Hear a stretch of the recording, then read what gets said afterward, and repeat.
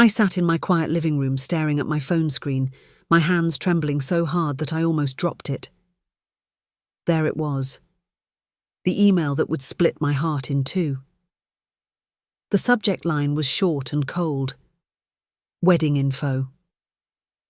I had been waiting for this moment for months, expecting a warm invitation or at least a kind word from my son. Instead, when I opened the email, I saw the words that burned like fire in my chest.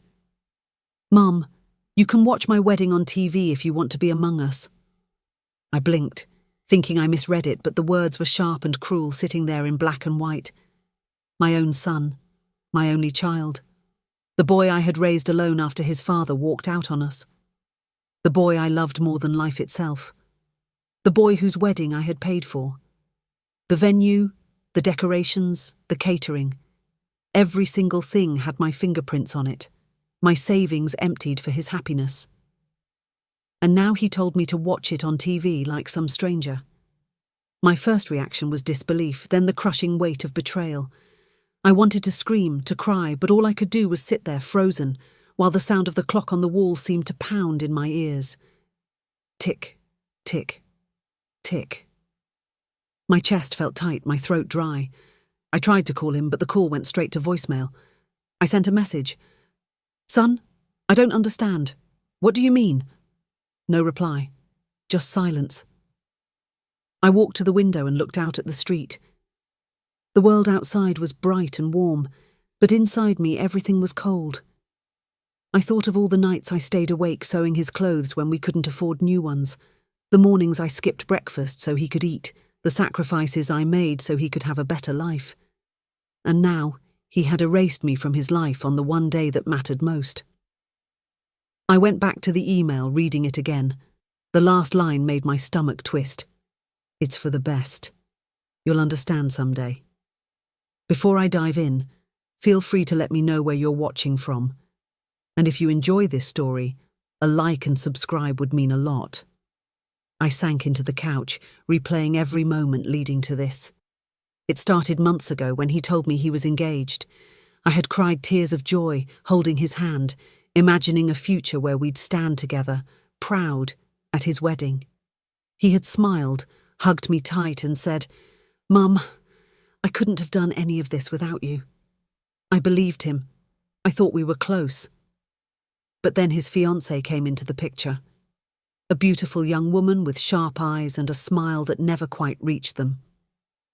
From the first day we met, I felt something cold in the air. She was polite, yes, but distant, and every time my son turned away, her eyes hardened. I tried to brush it off. Maybe she was shy. Maybe she needed time. But the weeks passed, and I noticed the changes in my son. He stopped visiting as much. He stopped calling just to talk. When I did see him, he was always in a hurry, and he flinched whenever I mentioned the wedding plans. One day, he finally asked me to help pay for it.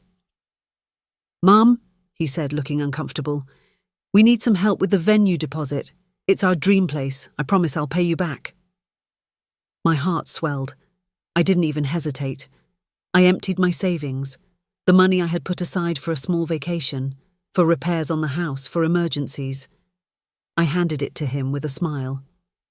"You don't need to pay me back," I said. "I just want to see you happy." He hugged me then tightly and whispered, "Thank you, Mom." That hug felt like the old days when he was still my little boy. I had no idea it would be one of the last moments I'd feel like his mother. The next few weeks were a blur of expenses. Catering, flowers, suits, decorations. Every time he asked, I said yes. I wanted his day to be perfect. I thought foolishly that this would bring us closer. But then I started noticing odd things. His fiancée never called me. She never thanked me. Whenever I asked about helping with the preparations, he would say, "It's all taken care of." Slowly, a pit of dread grew in my stomach, but I ignored it. I told myself I was being paranoid. Then, one night, I overheard something that chilled me. I had gone to their apartment to drop off some documents for the wedding planner. I knocked, but no one answered, so I called my son. His phone rang inside. I realized they were home. Curious, I waited, and that's when I heard her voice, sharp and cruel, through the thin walls. "I don't want your mother there. She'll ruin everything. This is our day, not hers." My son mumbled something I couldn't hear. Then she said louder, "If she comes, I swear I'll cancel the whole thing." My heart cracked right there on the doorstep. I left without knocking again. I drove home in silence, gripping the wheel until my knuckles turned white. I waited for him to tell me himself, but he never did. And now, weeks later, I had my answer in the coldest way possible. An email telling me to watch my own son's wedding on TV. The day of the wedding arrived like a storm. I didn't dress up. I didn't even leave my house. I sat there in my living room, a blanket around my shoulders, watching the live stream on my laptop. The venue was breathtaking, the one I had paid for. The flowers were perfect, the lights golden, the music soft. And there was my son, smiling, looking like he had everything he ever wanted. But I wasn't there. I was a ghost in his life, watching through a screen. As the ceremony went on, I felt numb, almost hollow. I kept waiting for some sign that he missed me, that he felt my absence. Nothing. Then, an hour later, my phone rang. It was him. My hand shook as I picked up. "Mum?" His voice was frantic. "Mum, are you watching?" "Yes," I whispered. "I'm watching." "Mum, you need to pick up. Please, I've been calling. Something's—" Suddenly, the line cut, leaving only silence. My heart pounded. I stared at the phone, feeling a cold dread creep up my spine. Why was he calling me now after all this? What had happened at the wedding? I stared at my phone, my pulse hammering in my ears, the dial tone echoing in the quiet room. My son had hung up, or maybe the call had dropped. My fingers trembled as I tried to call him back, but each time it went straight to voicemail. I left messages, my voice shaking. "Son, what's going on? Are you all right? Please call me back." I felt like the walls were closing in. My living room, usually so familiar and safe, now felt like a cage. I turned back to the live stream on my laptop, my stomach in knots. The wedding was still happening, but the camera had shifted angles, showing guests whispering to each other. Something was wrong. My son was no longer at the altar. His bride was standing there alone, looking confused, her perfect smile cracking for the first time. The music had stopped. The guests shifted in their seats, murmuring, craning their necks to see what was going on. My phone buzzed again. It was a text from my son.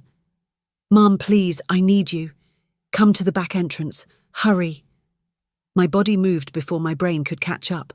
I grabbed my keys, my coat, and ran out to my car. My heart thudded against my ribs as I drove, the wedding venue just 30 minutes away but feeling like an eternity. My mind was a blur of questions. Why now? After everything he had said and done, why was he calling me in the middle of his own wedding? And what did he mean by, "I need you"? As I sped down the road, I remembered the last time he had said those words. He was 16, standing on the porch with tears in his eyes because his best friend had moved away. I had held him, promised him he would never be alone as long as I was alive.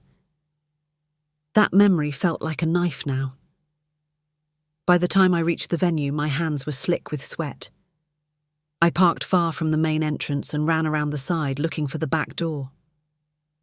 The music was muffled through the walls, and I could hear distant voices shouting.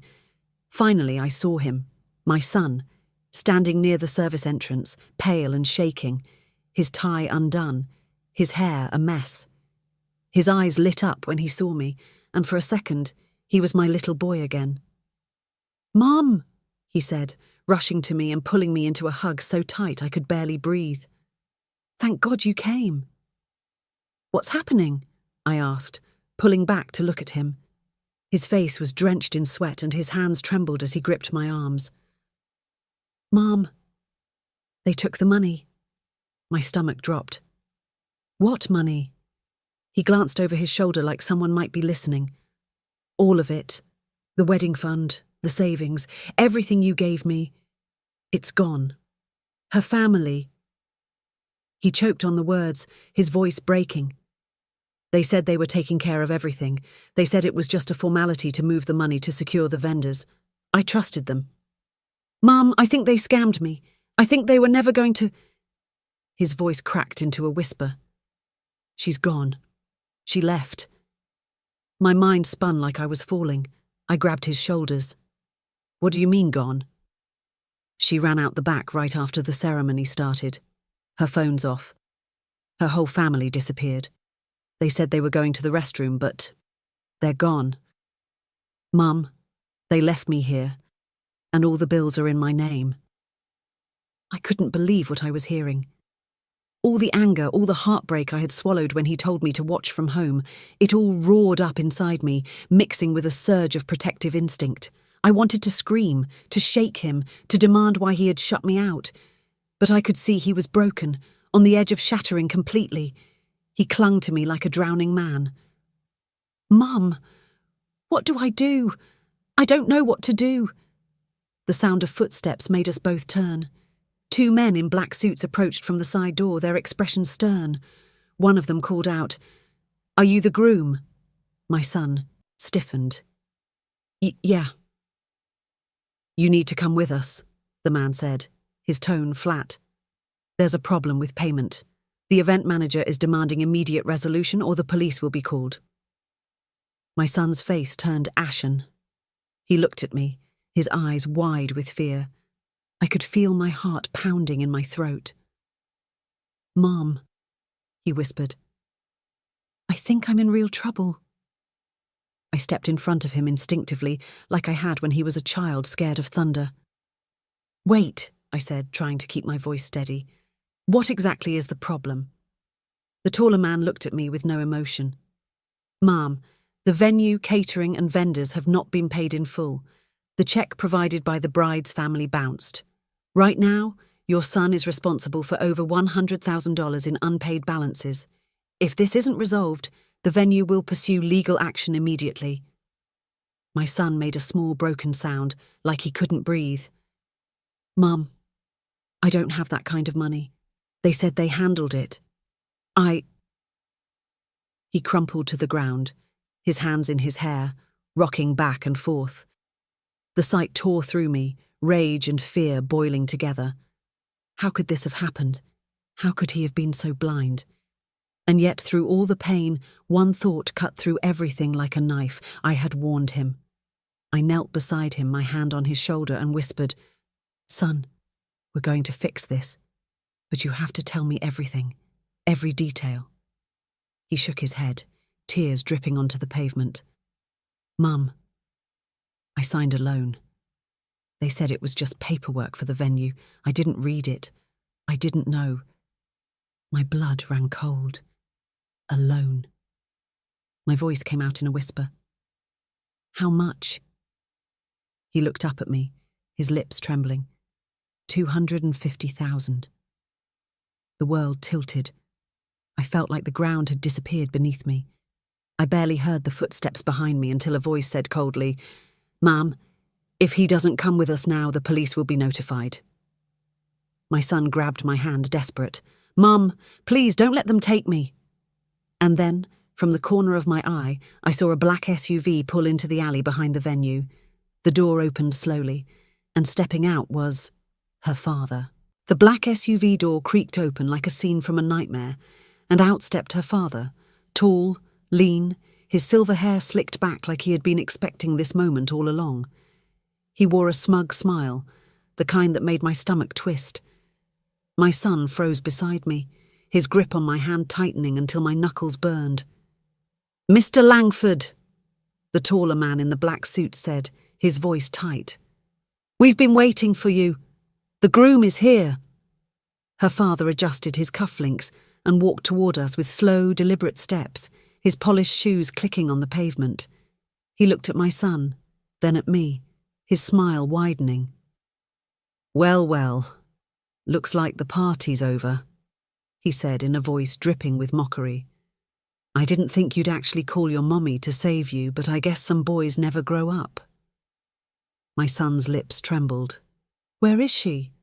Where is Claire? Mr. Langford chuckled softly. Claire is On her way to the airport. She wanted me to give you her regards, but well, you did insist on ignoring all the signs, didn't you? My heart pounded as his words sank in. Airport, I said, my voice sharp. You stole his money. You used him. After everything he did for your daughter. He held up a hand, cutting me off. No, let's not twist the narrative. He gave the money willingly. He signed every document. He wanted to impress my daughter, to prove he was worthy. Isn't that right, boy? My son's face was pale, his mouth opening and closing with no sound. I could see shame burning in his eyes, and it broke me, but my anger boiled hotter. You conned him, I snapped. You orchestrated all this. I'll go to the police. Mr. Langford's expression didn't change. He reached into his jacket pocket and for a second my heart stopped. But it was just a folded sheet of paper. He handed it to the suited man who then handed it to me. By all means, Langford said smoothly, go to the police. But you'll find that every signature, every wire, every authorization is legitimate. Your son is an adult. He made choices. Poor choices, but choices nonetheless. I glanced down at the paper, my vision blurring. It was a copy of the loan contract, my son's signature, clear as day, scrawled across the bottom of a document that named him solely responsible for the $250,000 debt. My hand trembled as I read the fine print. He had no protection, no leverage, nothing. The suited man cleared his throat. Ma'am, sir, the venue is demanding an immediate resolution. If not, we're authorized to call law enforcement within the hour. Mr. Langford tilted his head. Oh, I wouldn't do that if I were you. Police reports. They tend to attract the press. Wouldn't want your son's reputation ruined before it even begins, would we? My son's shoulders shook as silent tears slid down his face. Why? He whispered, his voice cracking. Why would you do this? Langford crouched slightly so his face was level with my son's. Because, my boy, you were never enough. My daughter? She deserves the world. And you? You were just a stepping stone. You were desperate to buy love and we let you. Consider it a lesson. My son collapsed into a sob, his body folding in on itself, and my hands curled into fists so tight my nails dug into my palms. Rage and heartbreak warred in my chest, and for a moment I couldn't breathe. Then suddenly, headlights flooded the alley as another car screeched to a stop. A sleek black sedan. The driver's door flew open, and a woman in a navy suit stepped out, her heels clicking sharply. Mrs. Harlow, she called. I hesitated. Yes? She held up a badge that glinted under the lights. I'm Detective Marlowe. I believe you're the one who filed an alert about potential financial exploitation this morning. I froze. I hadn't filed anything, but I remembered now in a flash that my sister had said she might reach out to the authorities when she heard my son's cruel email. My heart leapt and sank all at once. Mr. Langford's smirk faltered for the first time. Detective, he said coolly. This is a private matter. Not anymore, Marlowe said, stepping closer, her voice firm. We've been tracking multiple complaints about wedding scams linked to your name, and it looks like we just caught you in the act. Langford's eyes darkened, but he didn't flinch. He straightened his jacket slowly, calculating. You can't prove anything tonight. Maybe not, the detective said, but I can start by detaining you for questioning. The suited men shifted uncomfortably, glancing at each other. My son looked up, hope flickering in his tear-streaked face. For the first time, it felt like maybe, just maybe, justice could happen. And then, before anyone could react, the passenger door of the SUV swung open and Claire stepped out, in a wedding dress splattered with red. Claire stepped out of the SUV, her white wedding dress dragging along the wet pavement, streaked with dirt and a jagged smear of red that caught the glow of the headlights. My breath hitched, and for a second I couldn't tell if it was blood or wine or something worse. Her face was pale, her mascara smudged in uneven black trails, and her eyes darted around like a trapped animal. The entire alley went silent except for the distant hum of traffic and the occasional drip of water from a nearby gutter. My son staggered to his feet, his voice trembling. "Claire, what happened?" She looked at him like she didn't recognize him, then at her father, her lip quivering. "Dad," she whispered, her voice cracking. It didn't go as planned." Mr. Langford's smirk faltered. He strode forward, his polished shoes splashing in the puddles. "Claire, look at me. What did you do?" She swallowed hard, shivering despite the warm night air. They know. Someone saw me. At the bank. The withdrawals. The transfer. I think they're coming." The detective's voice cut through the tension like a blade. "Miss Langford, you may want to start explaining why you left your own wedding and why your dress looks like that." Claire's eyes widened at the badge in Detective Marlowe's hand. She took a step back, bumping against the SUV, her knuckles white as she clutched the door handle. I didn't," she stammered, glancing helplessly between her father and my son. Mr. Langford's jaw tightened, and for the first time, I saw real fear flicker in his eyes. He turned to the detective with a practiced calm. "This is all a misunderstanding. My daughter is in shock. We'll handle this privately." "No," the detective interrupted, her tone firm. "You won't. You're both coming with me. We have evidence that matches your daughter's account movements to a fraudulent wedding fund scheme targeting multiple families, and given the witness report we received tonight." She paused, letting her words hang in the air like a hammer about to fall. "We have probable cause for arrest." My son's breath came in ragged bursts. "Arrest?" he whispered, his voice breaking. I just wanted to marry her." Claire's head snapped toward him, and for a moment, guilt washed over her face. She opened her mouth, but no words came out. Instead, the sound of another engine roared behind us. A second black SUV appeared at the mouth of the alley, tires screeching, headlights blinding us all. Mr. Langford swore under his breath and grabbed Claire's arm. "Get in the car, now!" he hissed. But before they could move, the detective drew her weapon, her voice echoing sharply. "Step away from the vehicle, both of you." The suited men raised their hands slightly, tension rippling through the night like an electric current. My heart pounded in my ears as I clutched my son's arm, feeling the tremor in his muscles. Everything slowed down. The red smear on Claire's dress, the cold reflection of the headlights in the puddles, the metallic tang of fear in the back of my throat. Then suddenly, the second SUV's passenger window rolled down. A gloved hand emerged, holding a thick envelope. A voice, deep and gravelly, called out from the darkness. "This changes everything." Everyone froze. The detective's eyes narrowed. "Who are you?" The voice chuckled softly. "Let's just say, I'm the reason your case is bigger than you think, and inside this envelope is proof that none of you are ready for." He tossed it onto the wet ground, the paper soaking at the edges, and the SUV backed slowly out of the alley, vanishing into the night like a ghost. For a moment, no one moved. Then the detective stepped forward and picked up the envelope, her fingers careful. She opened it, and I saw her face tighten with shock as her eyes scanned the contents.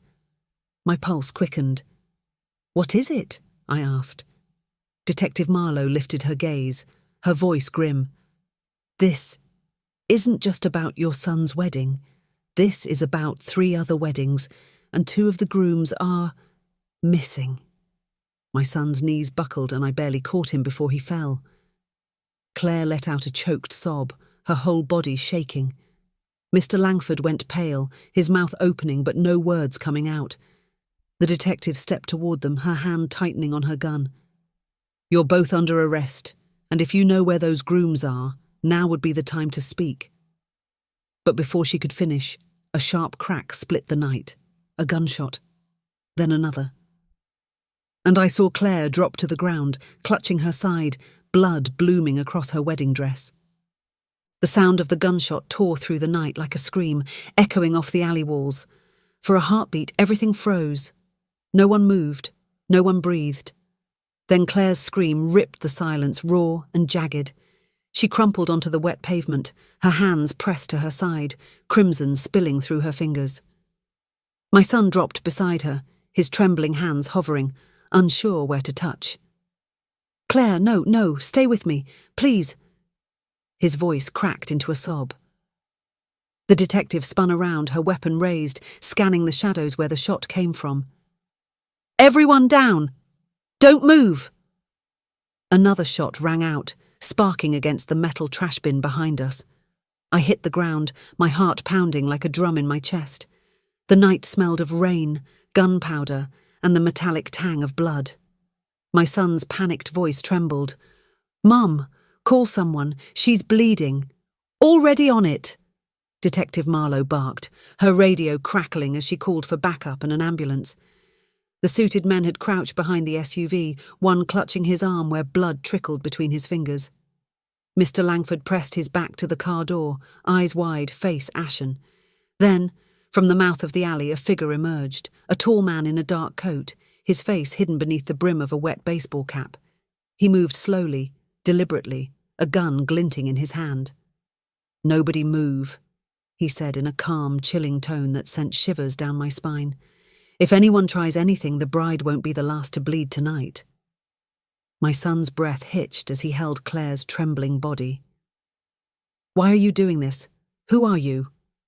The man ignored him, his eyes scanning the detective and Mr. Langford. "You two, up. Slowly, hands where I can see them." Mr. Langford raised his hands, trembling despite his attempt to keep calm. Detective Marlowe did the same, though her jaw was set like iron. "You're making a big mistake," she said. "The police are already on their way." The man smirked. "Oh, I'm counting on that, but by the time they get here I'll have what I came for." My son's voice shook. What? What do you want?" The man's gaze shifted to him, then to Claire, bleeding in his arms. Her, and the flash drive she stole. Claire whimpered, shaking her head weakly. I don't have it anymore." The man took a slow step forward, the water splashing under his boots. "Then someone here does. And if I don't get it, this alley will be your graveyard." My hands trembled as I pressed myself against the cold brick wall, my mind spinning. Flash drive, missing grooms, fraudulent weddings. Everything was unravelling faster than I could grasp. Detective Marlowe's voice cut in, firm but measured. "You're not walking out of here with anyone. Drop the weapon!" A third shot exploded, this one hitting the ground inches from her boots. She froze, eyes locked on him. "The next one won't miss," he said coldly. The rain picked up, dripping onto Claire's blood-stained dress, turning the puddles pink. My son's tears mingled with the rain as he whispered, "Please, just let her live." Suddenly, the roar of sirens filled the air, blue and red lights flickering against the walls. The man cursed under his breath and yanked open the SUV door. "We're leaving! Now!" He grabbed Claire by the arm, but my son clung to her desperately. "No, you can't take her!" The man levelled his gun at my son's head, his voice low and icy. "Let go, or I start with you." My entire body froze. My son's trembling hands slowly released her, his face twisted in anguish. The man hauled Claire into the SUV, her blood smearing against the leather seats. He climbed in after her, the engine roaring to life. Detective Marlowe lunged forward, but the SUV shot backward, nearly clipping her, and sped off into the night with tyres screeching. My son collapsed into the puddle where Claire's blood had pooled, his hands shaking uncontrollably. I ran to him, pulling him into my arms, my heart breaking at the sight of his pale, tear-streaked face. The detective's voice snapped me back to reality. "We need to move, now. If he gets to the highway before backup cuts him off, she's gone." The alley exploded into chaos, sirens closing in, officers shouting, radios crackling with urgent updates. Mr. Langford stood frozen against the wall, his expensive suit soaked, his face hollow with fear. 2 officers moved to cuff him, reading his rights, but he didn't even resist. My son turned to me, his eyes wide and haunted. "Mum, what have I done?" Before I could answer, the detective's radio erupted with a burst of static, followed by a voice shouting, "Suspect vehicle has stopped. Shots fired at officers. We need immediate—" Then abruptly the transmission cut off into silence. Detective Marlowe's eyes widened. "Oh no!" The police radio crackled again, filled with garbled voices and panic. Rain slicked the alley, reflecting the flashing lights that painted everything red and blue. My son clutched my arm, his whole body trembling, and whispered, "Mom, what if she dies? What if they kill her?" I had no answer. My heart was pounding so hard I could hear it over the sirens. Detective Marlowe barked into her radio. "Unit 7, report. What's your status?" Static. Then a faint voice, broken and desperate. "2 officers down. Suspect still armed. He's got a hostage." The transmission dissolved into noise. My son's breath hitched, and he buried his face in his hands. The detective turned to us, her face tight. "We move now. Stay behind me and don't do anything stupid. If he sees family near, he'll use it against her." I nodded, pulling my son to his feet. His clothes were soaked from the puddles, streaked with Claire's blood, and he looked like a ghost. As we hurried to the street, the rain fell harder, turning into a cold curtain. The city felt like it was holding its breath. We climbed into the back of a squad car, escorted by another officer, while Detective Marlowe slid into the front passenger seat. The car lurched forward, tyres hissing on wet asphalt. The radio kept spitting fragments. "Warehouse district, West Docks, shots fired, hostage in vehicle." My son stared out the window, silent tears running down his face. Streetlights blurred into streaks of gold and red. "Why is this happening?" he whispered. I just wanted to marry her." My chest ached. I wanted to tell him everything would be okay, but the truth was clawing at me. I didn't know if she'd survive the night. The convoy of police cars weaved through the city, the wails of sirens bouncing off empty buildings. Finally, we turned down a narrow road toward the industrial district. Rusted warehouses loomed like sleeping giants, their windows black and broken. The rain turned the cracked pavement into a mirror, reflecting the pulsing blue lights. "There," the driver said, pointing. Ahead, an SUV idled at the edge of the docks, one headlight shattered, steam rising from the engine. Its hazard lights blinked like a heartbeat in the dark. Detective Marlowe grabbed her radio. "All units hold positions. Do not engage until I give the signal." The car stopped. She turned to my son and me. "Stay here. Do not move. I mean it." We nodded, barely breathing. She stepped out into the rain, gun drawn, and approached the SUV slowly. Other officers fanned out, crouching behind their cars. Lightning flashed, illuminating the scene for a split second, and that's when I saw it. Claire was slumped in the back seat, her face pale, her dress soaked in red. And beside her, the man in the dark coat turned his head slowly toward the police, a smirk cutting across his face. Suddenly, the SUV's rear door swung open. He stepped out, dragging Claire with him, her legs scraping the wet ground. He pressed the gun to her temple and shouted over the rain, "Nobody moves, or she dies right here." My son made a strangled noise in his throat, his hands pressed against the car window. "No! Claire!" Lightning flashed again, and for the first time I saw his face clearly. It wasn't a stranger. My blood ran cold. "Oh my God," I whispered. My son turned to me, confused. "Mum, what is it?" I swallowed hard, my voice trembling. I know him." The man's voice thundered across the docks. "Detective Marlowe, tell your men to drop their guns, or the bride won't live to see sunrise." The detective stood her ground, her voice steady but low. "You don't want to do this. We can talk." A gunshot cracked through the rain, this time into the air. "I said drop them." Slowly, the officers lowered their weapons, the clatter of metal echoing through the night. The man's eyes locked on mine and his smirk widened. He knew I recognized him. "You," he said, pointing at me with the barrel of the gun. "Come here, now, or she dies." My son grabbed my arm, his voice breaking. "Mum, don't—" But I already knew I had no choice. My legs shook as I stepped out of the squad car, the cold rain soaking me to the bone. Each step toward him felt like walking into a nightmare I couldn't wake up from. The world narrowed to the sound of rain, the pounding of my heart and his calm, terrifying voice. "Closer. That's it." He yanked Claire upright, pressing the gun harder to her head.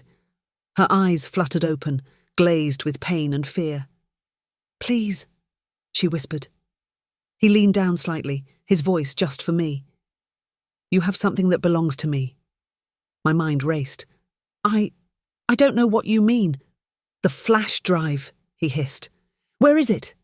I don't— Lies!" He jerked Claire violently and she screamed. My son sobbed behind me, pounding the car window. I raised my hands.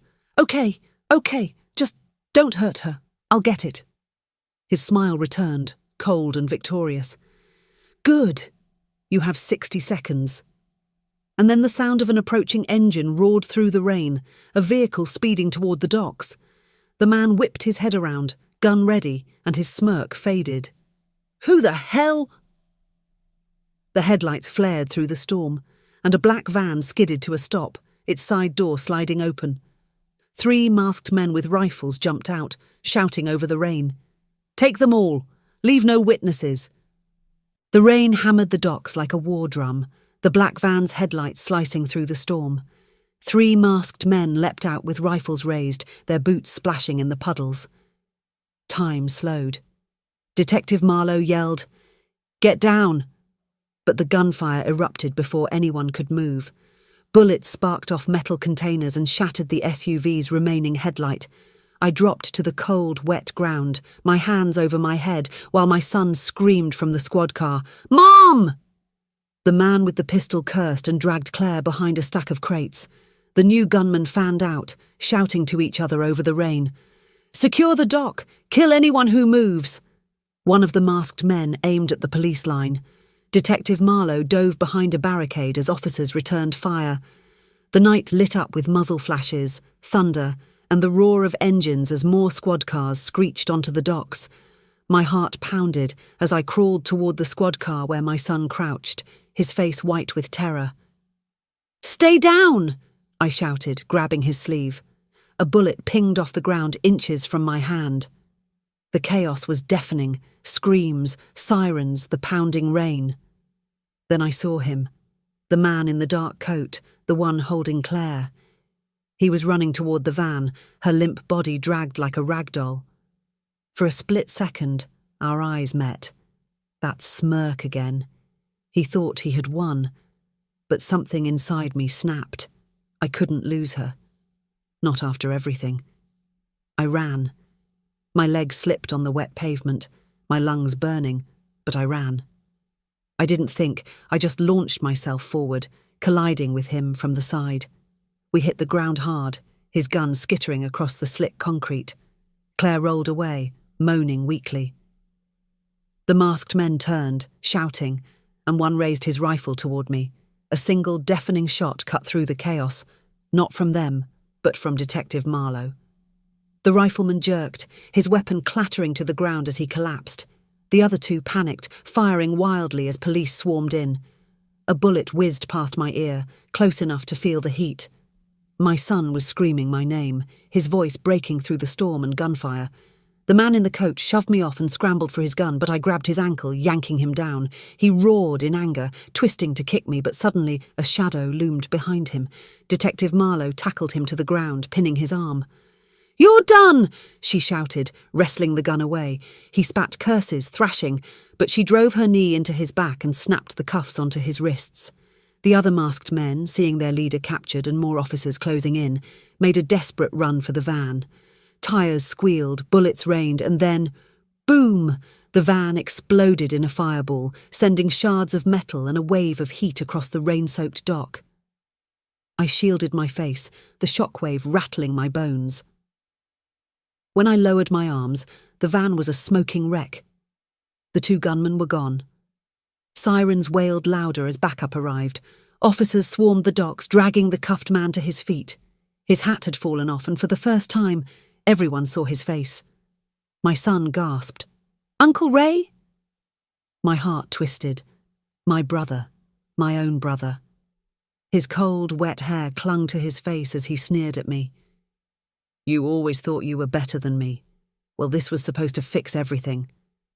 You tried to kill my son and his bride," I whispered, shaking with rage and grief. He laughed bitterly. "You stole what was mine first. Dad's money, the inheritance. That flash drive proves it all." Detective Marlowe shoved him toward a waiting car. "Save it for the judge." I turned to Claire, who was trembling on the ground, her white dress soaked and stained with red. My son slid beside her, his hands shaking as he pressed on her wound. "Stay with me, baby, please." Paramedics rushed in, loading her onto a stretcher. She reached for my son's hand, her voice a weak whisper. I'm sorry." He kissed her forehead, tears streaming down his face. "Don't be sorry, just hold on. I can't lose you." As they lifted her into the ambulance, he finally looked at me. Truly looked at me. His eyes were raw, swollen from crying. "Mom, I told you to watch my wedding on TV. I thought I didn't need you there, but I did. I'm so sorry." I pulled him into a hug, rain and tears mixing on our faces. "I was always there, even when you didn't want me to be." He sobbed into my shoulder, the boy I raised breaking down in the storm. The detective walked over, her expression softening. "They'll take her to County Hospital. She's got a chance." My son nodded, clinging to hope. The cuffs rattled as my brother was shoved into a patrol car, his smirk gone, his eyes full of fury and regret. The rain finally eased to a drizzle. Steam rose from the wreckage of the van. My son whispered, "Mum, I almost lost everything." I squeezed his hand. "You still have a chance to make it right." He nodded, watching the ambulance speed away into the night, chasing the fragile thread of hope that Claire would live. For the first time since the nightmare began, I felt like maybe, just maybe, we would survive this.